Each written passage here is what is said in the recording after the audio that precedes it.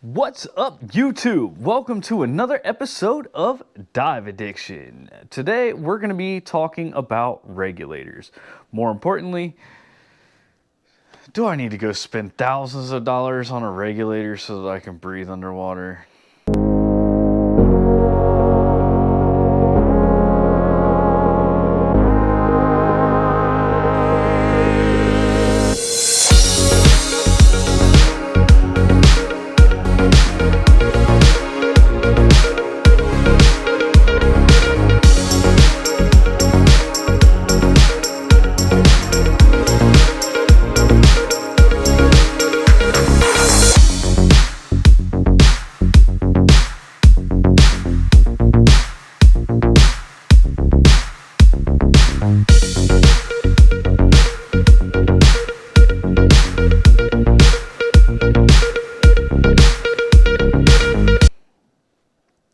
Now, there are features that you're going to get on a high-end regulator that you're not going to get on a lower-end regulator. You're going to get exotic metals, you're going to get a different type of finish, but for breathing, do you need to spend that kind of money? I don't think so. There are nice things that you're going to get from regulator to regulator that, are going to differ from one to the next. So we'll start out with this one. This is the XL4, okay? This is the first stage. It's got an Apex first stage. Don't ask me the model number on this one because I don't remember. It's basically the one that comes with the XL4. Here is the XL4 regulator. This is a really, really nice breathing regulator. It's also a great travel regulator. These are cold water rated and sealed. But this would not be one that I would use if I was going to be doing deep diving or really, really, really cold water diving. Personally, just because I've heard somebody say that they had an issue with the XL4 on a deep dive. But this is a cold water regulator, and it's a really good travel rig. It weighs nothing, literally nothing. And with this one, I also have the XL4 Octo. The XL4 Octo, it's the same, lightweight, exact same as the white one, just a different color.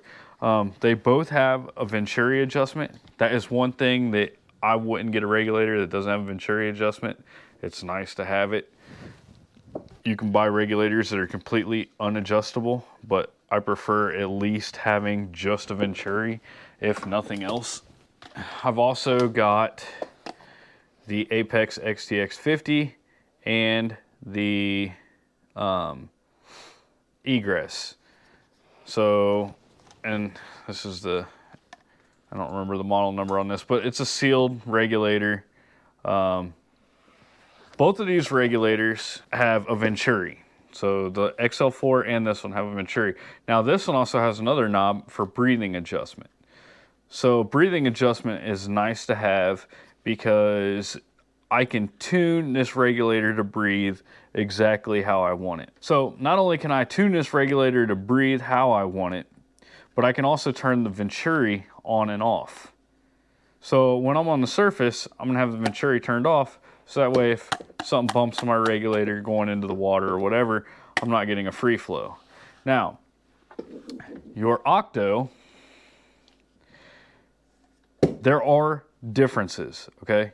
So you can have an Octo like this, or you can have an Octo like this. Or if you're side mount or whatever, you can also have just two straight first or second stages, which this is basically the exact same as the white one. Now, the difference between these two, other than this one has a Venturi and this one doesn't, is this one has to be specific on how it goes into your mouth. So basically, it has to go in this way. So I have to hand this off to somebody that way. I can't hand it to you upside down. Or, if I hand it to you upside down and you stick it in your mouth, you're not gonna be able to clear the water out. So you have to have this one in your mouth right side up. Whereas the Egress, it doesn't matter if I put it in my mouth this way or if I put it in my mouth this way. because the vent is right here. So no matter which way you get handed it, the vent is still in the same place. You're going to be able to clear it. Now, the only thing that'll be different is to purge it, you purge on the top. So when you put it in your mouth this way, you'd be purging the top. When you put it in your mouth this way, you'd be purging the bottom. But it's really easy to remember that because you just squeeze and you're purging. So that is one nice thing about the egress. That's why I got it. That's for if I'm diving with somebody and I'm on single tank back mount and I want to make sure that as long as I stick this in their mouth, they're going to be able to purge. They're going to be able to clean that regulator out and get air out of it. Now, do I need to spend as much money as what that XTX50 setup cost? No, not even close. So, I've got this regulator, okay? This is part of my side mount setup, which did end up costing as much as my XTX50, but if I would have bought the side mount setup for the XTX50, it would have been $1,500 instead of $700. And that was without the set, with the, I spent $700 on the XTX50 before I added all the other stuff to it. So, this is Dive Right. Dive Right makes amazing regulators. Now, don't quote me on this, but from what I've been told by a dive professional that services these, the parts for this fit the XTX50 regulator. I think the parts for this, inside of this, will fit on the XTX50 regulator, but I don't remember. It's been a while since I was informed about that one. But this one also has a Venturi, and it has a breathing adjustment knob.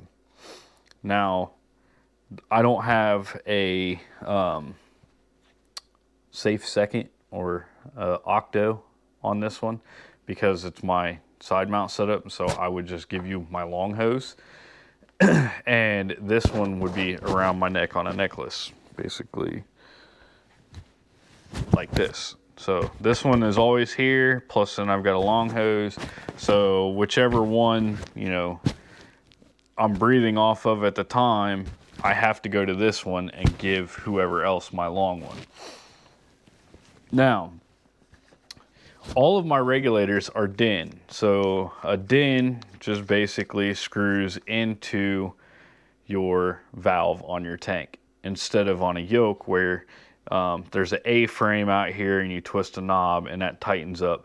And the reason that I pick personally a DIN over a yoke is because the O-ring on a DIN is part of the regulator. So I am responsible for this O-ring.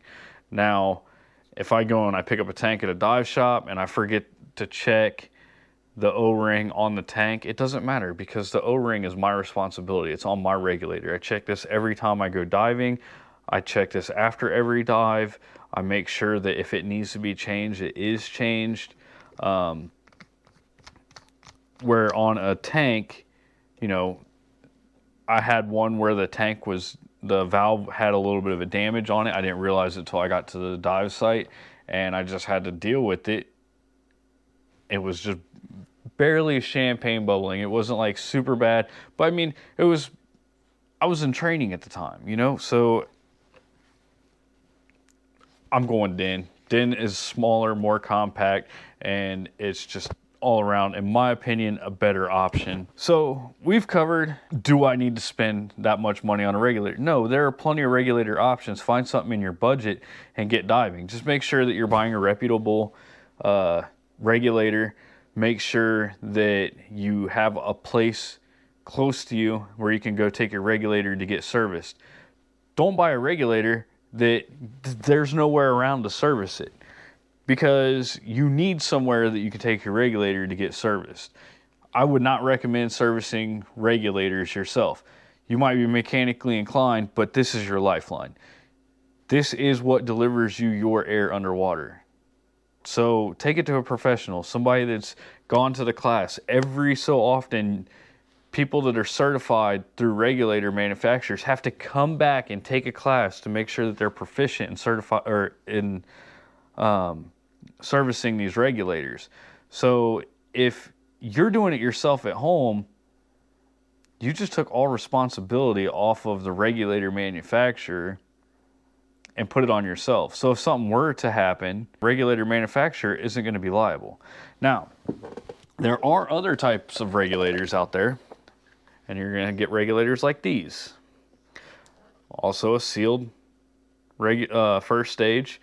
This one has a pressure gauge right here, and it has a breathing adjustment and a Venturi knob, but you'll notice that this one is green. This one is green because it's oxygen clean for decompression. So the difference between this one and this one is that it's oxygen cleaned. This being oxygen cleaned, I can run 100% oxygen through it, or anything over 40% oxygen through it. That one, I can only run 40% or less in it. So these are if you're going to be doing decompression. Again, Dive Right, it's a great price, a really good price. Like, I'm not trying to fanboy Dive Right by any means. If you can afford to go buy a bunch of XTX 50s by Apex, go buy a bunch of XTX 50s by Apex. If you can afford to go out and spend the money for enough regulators, if you're, depending on the type of diving that you're going to be doing, you might have to buy multiple regulators. If you can afford to go out and buy a bunch of atomics, go buy a bunch of atomics. But in my opinion, for what I'm getting for the money for Dive Right, I'm not complaining whatsoever. These are absolutely amazing regulators. They breathe wonderfully. I've never had any issue from any of my Dive Right regulators. And I would be the first one to tell you, you know, hey, I've had problems out of this regulator, and I haven't. The XL4, this one right here, I've only heard one person say something bad about it, and it could have been an issue where when the shop got it in, they didn't tune it right. I don't know. But he was on a deep dive and it started to free flow. He started to panic, and luckily the DM that was there at the time got him under control and everything was fine. But an XL4, in my opinion, I would not use this on a deep dive just from hearing that. But, I mean, it might have just been his. I've watched this thing go down to 70 feet and it's been fine. I